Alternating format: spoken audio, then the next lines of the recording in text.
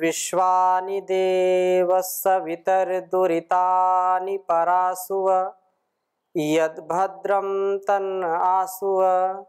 ओम शांति शांति शांति। दिव्य जीवन के इस कार्यक्रम में आप सभी श्रोताओं का, आप सभी दर्शकों का हृदय की गहराइयों से पुनः हार्दिक स्वागत है, अभिनंदन है। वेदों का ज्ञान जो सबसे महान है, इस इंसान के लिए और इस जहान के लिए वेदों का ज्ञान अत्यंत महनीय है। बिना ज्ञान के हमारी मति नहीं चलती है और मति के बिना गति नहीं होती है। मति पूर्वक गति हो, प्रगति हो, हर प्रकार से हमारे जीवन की उन्नति हो, चाहे हम ब्रह्मचर्य का पालन करने वाले ब्रह्मचारी हों, चाहे आदर्श जीवन को जीने वाले गृहस्थी हों, चाहे अपनी इंद्रियों का संयमन करके अपनी शक्तियों का अर्जन करने वाले वानप्रस्थी हों और उन शक्तियों का, उन दिव्य गुणों का अर्जन करके इस संसार में दिव्यता को प्रचारित प्रसारित करने वाले चाहे सन्यासी हों, सबके लिए अत्यंत यह अनुकरणीय वेदों का ज्ञान और वेद के रहस्य को समझने के लिए धीर गंभीर विद्वानों की सन्निधि हमारे जीवन में सौभाग्य लाती है, हमारे जीवन का कल्याण निहित होता है ऐसे श्रेष्ठ विद्वानों की शरणागति में। तो पिछली चर्चाओं में बहुत ही अनूठा दिव्य मार्गदर्शन रहा है हमारे आचार्य श्रेष्ठ जी का। मैं पुनः प्रणाम करता हूँ। जो वेद के विद्वान हैं, जिन्होंने वेद को जिया है, जी रहे हैं और हजारों शिष्यों को तैयार किया है वेद के इस दिव्य ज्ञान की परंपरा में, जो यदि पूरे भारतवर्ष में यदि गिनती की जाए तो वो बहुत ही कम ऐसे विद्वान होते हैं जो अपने लौकिक साहित्य और वैदिक वांग्मय को आत्मसात करके उसको जीने का प्रयास करते हैं। तो ऐसे हमारे आचार्य श्रेष्ठ जी जो अपने अनुभवों से, अपने वेद ज्ञान से हम सबको अभिषिक्त करते हैं। बहुत लोगों के जो है कमेंट्स आए हैं, बहुत लोगों ने चर्चा की है कि आप श्री के मुखार बिंदु से जो भी हम चर्चा, वेद चर्चा सुन रहे हैं, वेदों के विषय में बातें हो रही हैं, वो वास्तव में महनीय है और बहुत ही अनुकरणीय है। वेद विषय को लोगों ने इतना जटिल कर दिया था जिसको समझना बड़ा कठिन था, और वो फिर अपने जीवन में कैसे उतारे, वो एक बड़ा प्रश्न था। तो आप श्री के मार्गदर्शन में बहुत ही सुंदर ये चर्चा चल रही है, दिव्य जीवन कैसा हो। ऐसे ही अनेक गृहस्थियों ने भी प्रश्न किए हैं कि स्वामी जी, जो वेद का विषय चल रहा है, अनेक वेद के मंत्रों में, वेद विद्या में जीवन को अच्छा, सुखमय, आनंदमय जीने का जो उपदेश किया गया है उसके हम भी पिपासु हैं। तो हमारा ये सुखी परिवार, समृद्ध परिवार कैसे बने, उसके विषय में वेद का ज्ञान हमारे लिए क्या उपदेश करता है। वास्तव में एक बड़ी जटिल समस्या है कि सुखी परिवार नहीं हो पाता। कारण ये है कि उन सब प्रकार के कर्तव्यों को जो गृहस्थ में होना चाहिए उससे लोग वंचित हैं, उसको न समझना और न समझाने वाले लोग होते हैं। तो ये बहुत बड़ा विषय है। हम करबद्ध निवेदन करते हैं आपके श्री चरणों में कि इस समष्टि के लिए और गृहस्थ जीवन में या सुखी परिवार में लोग आनंद से कैसे अपने कर्तव्यों का निर्वहन करते हुए जीवन जिए, इसके विषय में मार्गदर्शन आपका अपेक्षित है। पूज्य स्वामी जी महाराज, आपको बहुत बहुत प्रणाम। और आपके माध्यम से इस देश की जो ऋषि परंपरा है, इस देश की जो महनीय परंपरा है, उसको भी मैं प्रणाम करता हूँ। और बहुत अच्छा आपने कहा कि प्रत्येक व्यक्ति अपना जीवन भी सुखमय बनाना चाहता है, अपने परिवारों को भी सुख का धाम बनाना चाहता है। और यह सत्य है कि मानव की जो जीवन यात्रा है वो 5 पड़ावों में विभक्त है जी। सबसे पहला व्यक्ति मैं या तू, और उसके लिए वेद में बहुत सारे उपदेश दिए गए, मनुर्भव जनय दैव्यम जनम। लेकिन उसके आगे जब ये यात्रा आगे निकलती है तो फिर 1 से 2 होते हैं, पति और पत्नी जी। और बहुत सुंदर मनु जी महाराज ने कहा है, वेदान अधीत्य वेदौ वा वेदम वापि यथाक्रमम अविलुप्त ब्रह्मचर्य गृहस्थाश्रमम आविशेत। सारे वेदों को पढ़कर, सारे वेदों को नहीं पढ़ सकते तो 2 वेदों को पढ़कर, 2 नहीं पढ़ सकते हैं तो किसी एक वेद को पढ़ करके जी। और जिसने 25 वर्ष तक ब्रह्मचर्य का पालन किया है, ऐसे युवक और युवती गृहस्थ आश्रम में प्रवेश करें। अर्थात गृहस्थ जीवन को सुखमय बनाना है, पारिवारिक जीवन को सुखमय बनाना है, तो उसमें वेद ज्ञान अनिवार्य है। वेद तरु की छाया में ही, वेद भगवान के आशीर्वाद से ही हम अपने परिवार को सुखमय, एक आदर्श परिवार, एक आनंद से भरा हुआ परिवार, आदर्श परिवार बना सकते हैं। और इसीलिए ब्रह्मचर्य काल में, गुरुकुलीय शिक्षा में जब ब्रह्मचारी आचार्य के चरणों में बैठकर विद्याध्ययन करता है तो उसको अन्य विषयों के साथ साथ वेद का अध्ययन अवश्य करना चाहिए, ऐसा निर्देश है। क्योंकि वेद में संसार की जितनी भी शाखा प्रशाखाएं हैं, जितनी आवश्यकताएं हैं, जितने मानव जीवन के विविध रूप हैं, उन सब का इतना सुंदर चित्रण किया गया है, इस प्रकार से उसका प्रतिपादन किया गया है कि उसको जब हम पढ़ते हैं तो मन आनंद विभोर हो जाता है। हम एक अलग संसार में पहुंच जाते हैं जहां सुख ही सुख है जी, जहां आनंद ही आनंद है, तृप्ति ही तृप्ति है।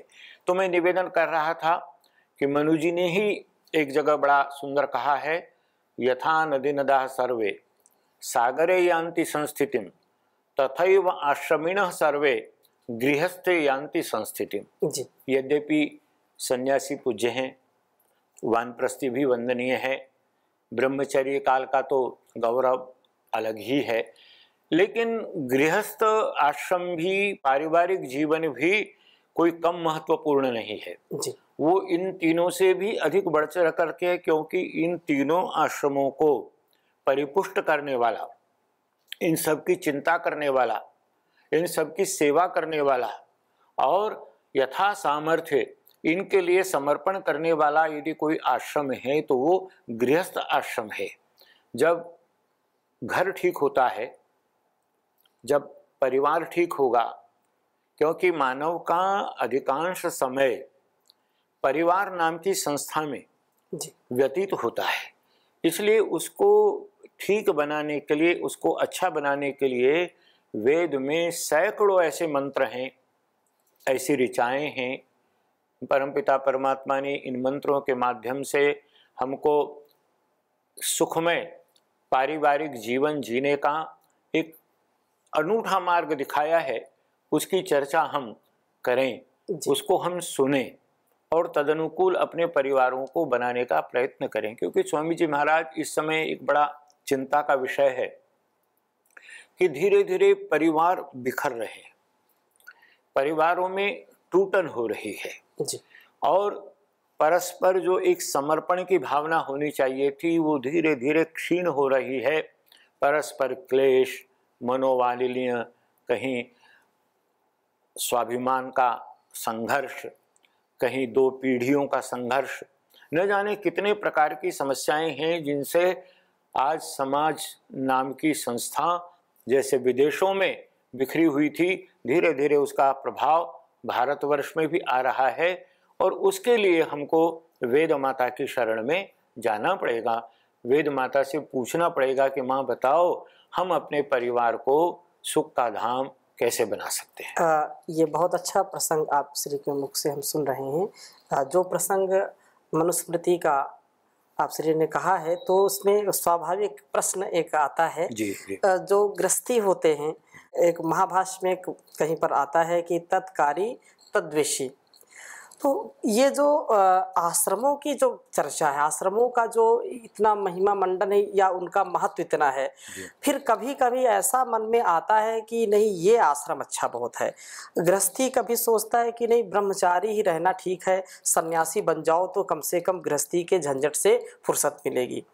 फिर वहीं पर विपरीत स्थितियां भी हम देखते हैं कि जो अपने जीवन को एक संन्यास व्रत में, यद्यपि यह शुभ नहीं है, संन्यास व्रत में या ब्रह्मचर्य व्रत में रख करके जीवन को जी रहे होते हैं, कालांतर में वो इस गृहस्थ के आकर्षण को ज्यादा महत्व देते हुए बोलते हैं कि नहीं ये गृहस्थ है जीवन ठीक है, अथवा उससे भटक जाते हैं। तो दो स्थितियां हैं, प्रसंग बस मैं निवेदन कर रहा हूं।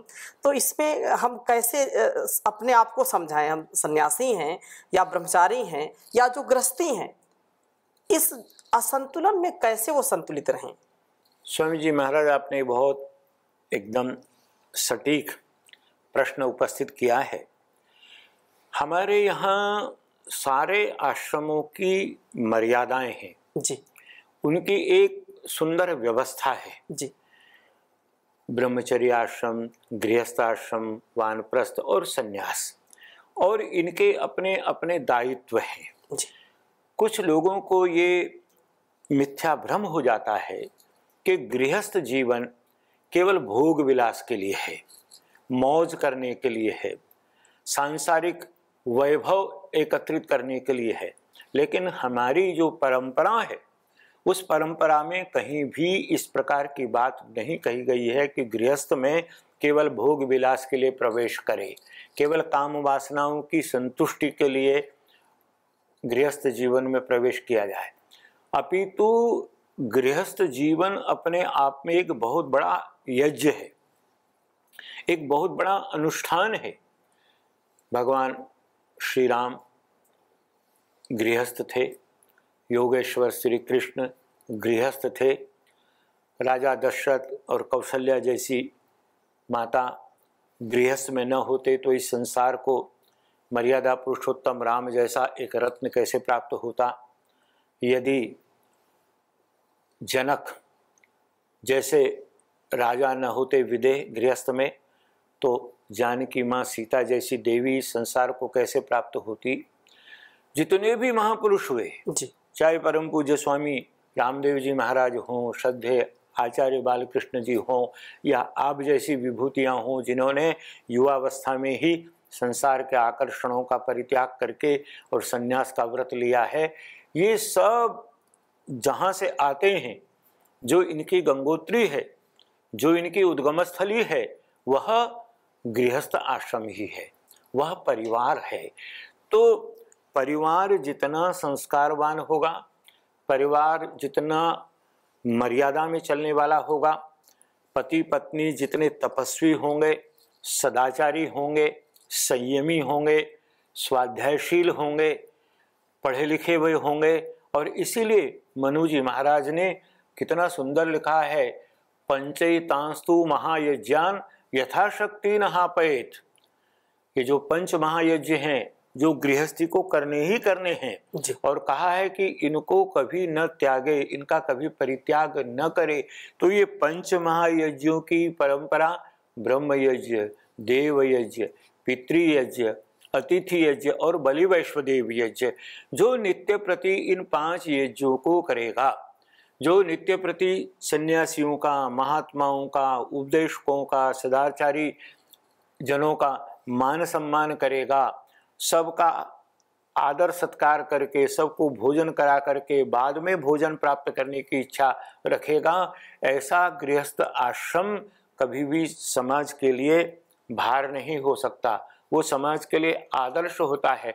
और ऐसे आदर्श परिवारों की, ऐसे आदर्श गृहस्थ की, सुखी गृहस्थ की ही कल्पना वेद में की गई है। उसको जानना, समझना और उसके अनुसार आचरण करना यह बहुत आवश्यक है। और आज मुख्य रूप से चिंता का विषय विद्यालयों में, विद्या मंदिरों में, शिक्षा संस्थानों में सदाचार की शिक्षा हो, योग सिखाया जाए, नैतिकता का पाठ पढ़ाया जाए, ब्रह्मचर्य की रक्षा की बात कही जाए।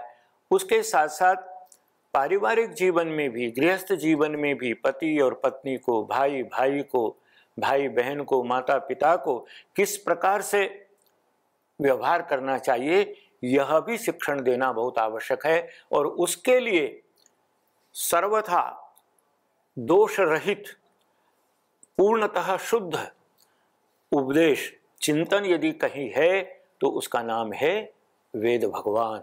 ऋग्वेद, यजुर्वेद, सामवेद और अथर्ववेद में ऐसे अनेक मंत्र हैं जिन मंत्रों में बताया है कि परिवार कैसा होना चाहिए। बहुत ही विनम्रता पूर्वक एक प्रश्न इसी में और मन में आ रहा है कि शिक्षा व्यवस्था जो हमारे परिवार से होकर के फिर विद्यालयों तक जाती है, गुरुकुली परंपरा को यदि हम छोड़ दें और उसका लगभग ना के बराबर ही हम दर्शन कर पा रहे हैं पूरे भारतवर्ष में, तो आज की जो गुरुजी शिक्षा है उसमें गृहस्थ जो लोग हैं वो स्वयं भी उस शिक्षा को नहीं पसंद करते हैं, क्योंकि उनको लगता है कि ये आध्यात्म की शिक्षा लेकर के क्या होगा। और वो बड़े बड़े ऐसे कॉन्वेंट और ऐसे बड़े बड़े जो है विद्यालयों में, मॉडर्न कॉलेज में भेजते हैं जहाँ पर वो शिक्षा ही नहीं दी जाती, वो संस्कार ही बच्चों को नहीं दिए जाते हैं।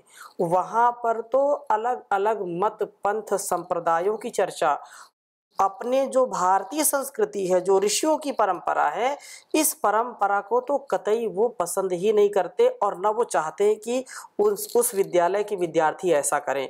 यदि वहाँ वो नमस्ते हाथ जोड़ करके कहना चाहें तो निषिद्ध है, वो नमस्ते नहीं कर सकते।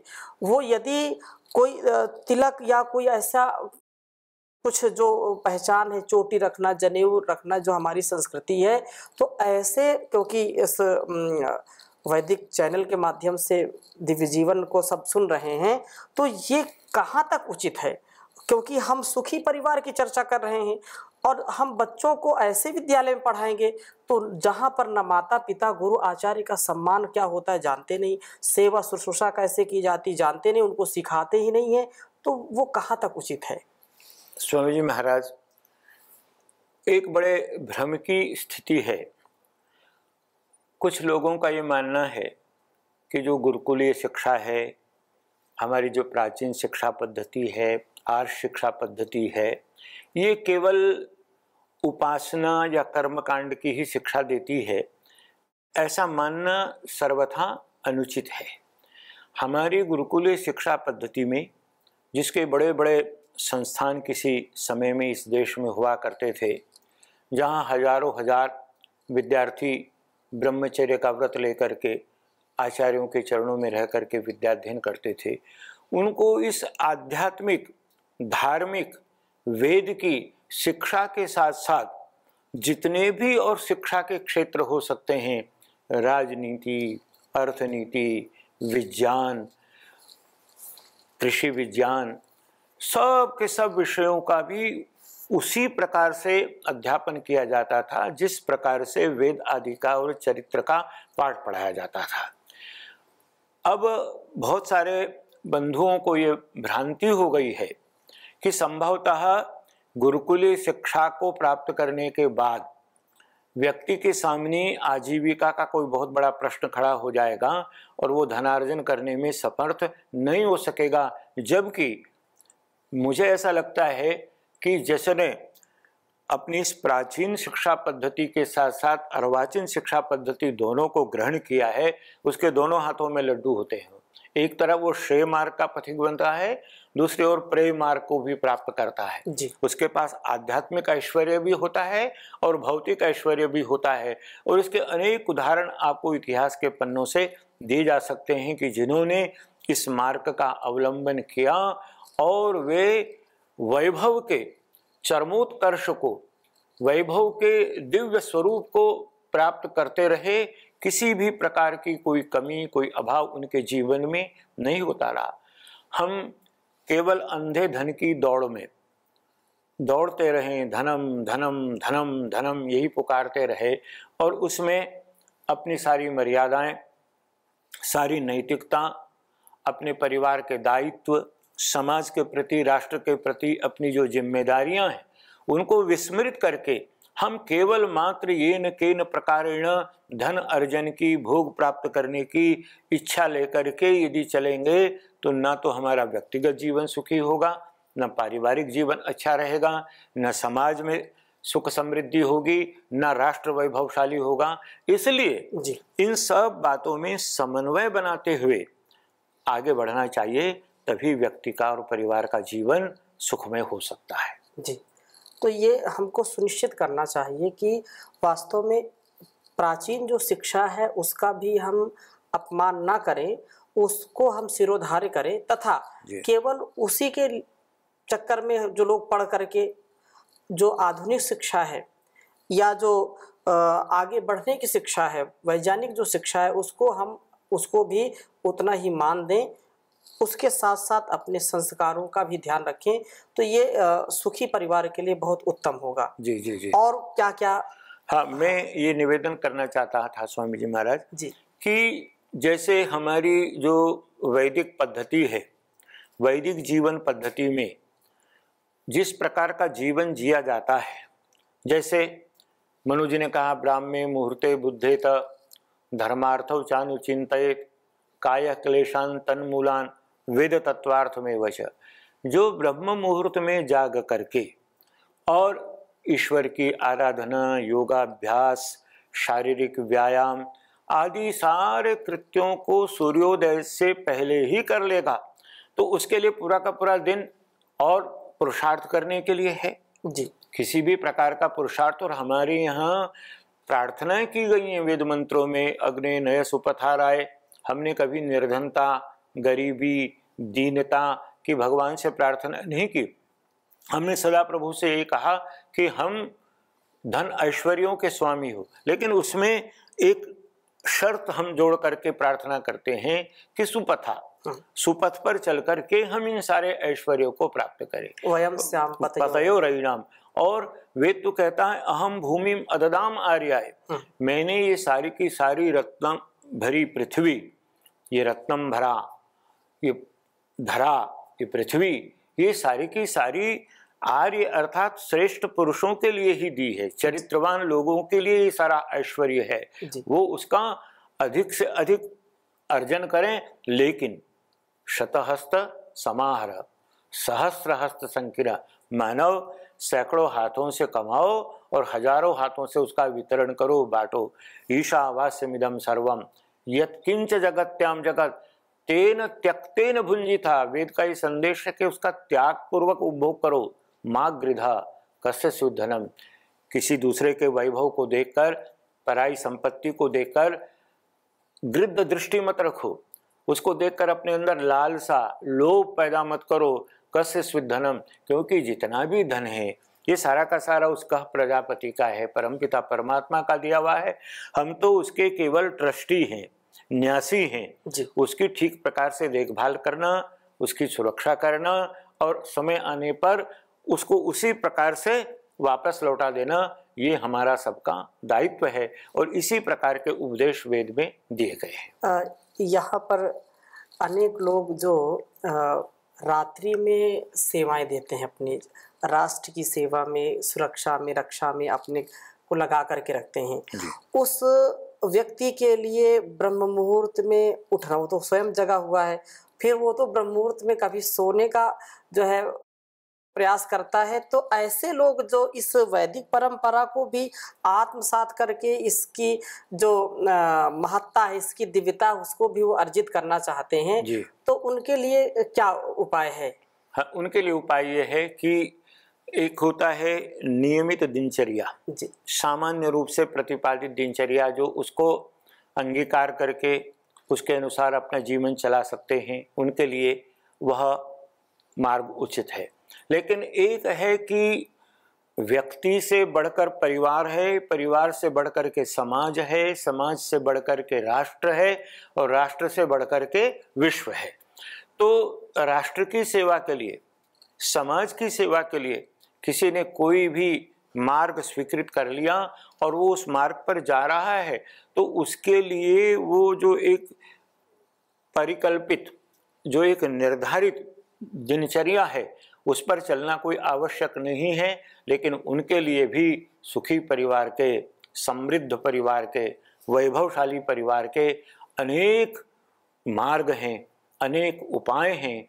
उन उपायों की हम चर्चा करेंगे तो हमारे श्रोता बंधु इस बात को अच्छी तरह से समझ पाएंगे कि कोई बात नहीं है, रात्रि में हमने राष्ट्र की सेवा की, ब्रह्म मुहूर्त में हम नहीं जग पाए, लेकिन बहुत कुछ ऐसा है जिसको अपने जीवन में ला करके हम अपने परिवार को सुखी समृद्ध परिवार बना सकते हैं।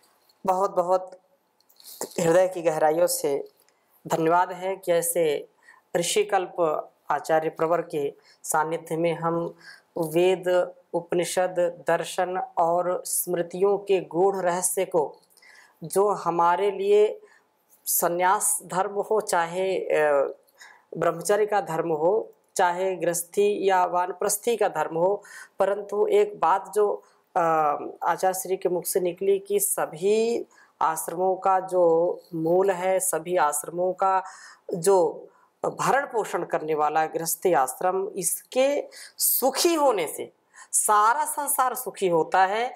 इसलिए इसमें विघटन नहीं होना चाहिए, इसमें जो टकरार है, जो दिलों में दरार है, वो नहीं होनी चाहिए।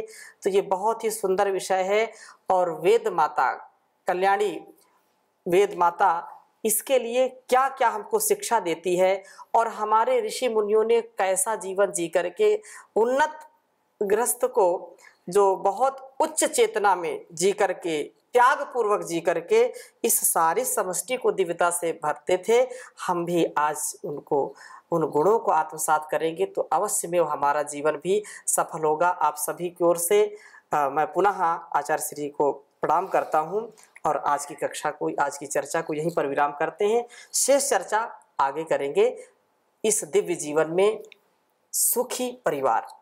ओम शांति शांति शांति।